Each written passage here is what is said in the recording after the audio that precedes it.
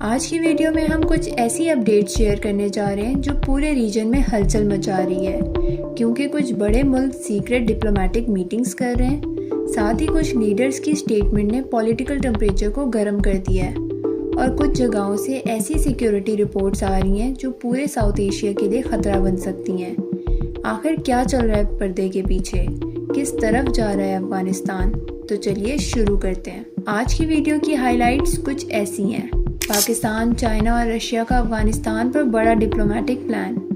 Donald Trump نے افغانستان کے بارے میں ایک اور بولڈ کلیم کر دیا، ہم یہ جنگ آسانی سے جیت سکتے ہیں۔ طالبان کا امریکہ کو سخت جواب۔ نیو یارک ٹائمز کا پاکستان افغانستان بارڈر کے بارے میں انکشاف۔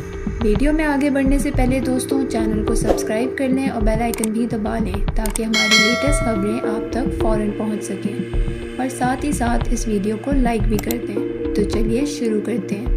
السلام علیکم دوستوں، سب سے پہلے بات کرتے ہیں اسلام آباد کی، جہاں پاکستان کے اسپیشل انوائے محمد صادق نے چائنیز اور رشین ڈپلومیٹس کے ساتھ ہائی لیول میٹنگز کی ہیں۔ ان ملاقات کا مقصد تھا ریجنل سیکیورٹی، کاؤنٹر ٹیررزم اور افغانستان میں اسٹیبلٹی کے لیے مل کر کام کرنا۔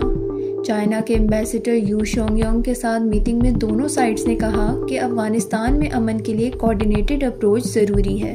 محمد صادق نے کہا کہ پاکستان اور چائنا دونوں کو ایک جیسے چیلنجز کا سامنا ہے، ٹیررزم، اکانومی اور ایکسٹریمزم۔ اس کے ساتھ رشیا کے اسپیشل انوائے ضمیر کاگولوف سے بھی میٹنگ ہوئی، جس میں اپ کمنگ ماسکو فارمر ٹاکس پر ڈسکشن ہوئی۔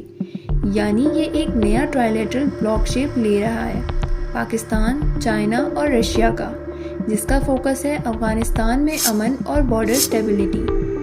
لیکن ایکسپرٹس کہہ رہے ہیں کہ یہ صرف امن کا پلان نہیں، بلکہ ویسٹ کے انفلوئنس کو بیلنس کرنے کی بھی ایک نئی اسٹریٹجی ہے۔ اب چلتے ہیں امریکہ، جہاں ڈونلڈ ٹرمپ نے ایک بار پھر پوری دنیا کو ہلا دیا ہے۔ انہوں نے کہا، ہم افغانستان کی جنگ آسانی سے جیت سکتے تھے، لیکن ہم نے پالیٹکس کی وجہ سے ریسٹرینٹ دکھایا۔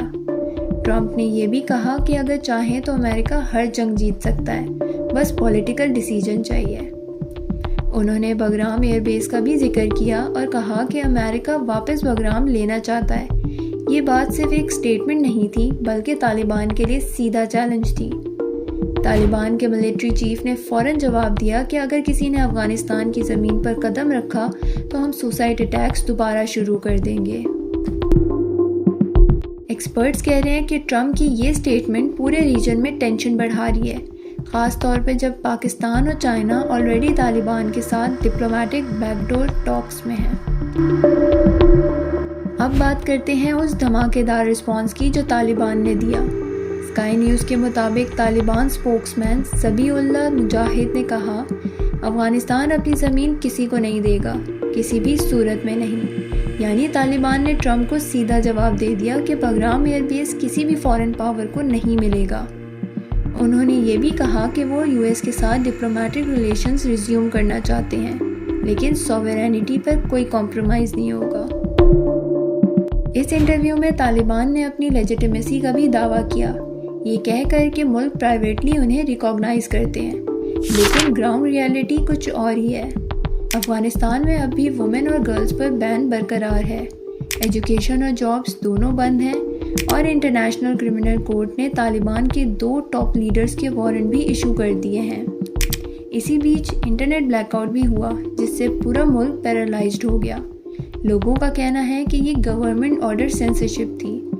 یہ سب دکھاتا ہے کہ طالبان ایک طرف سوورینٹی کا دعویٰ کرتا ہے اور دوسری طرف اپنی عوام سے آواز چھین رہا ہے۔ اور اب سب سے خطرناک خبر، نیو یارک ٹائمز کے مطابق پاکستان افغانستان بارڈر پر ISIS نے اپنا جال پھیلا لیا ہے۔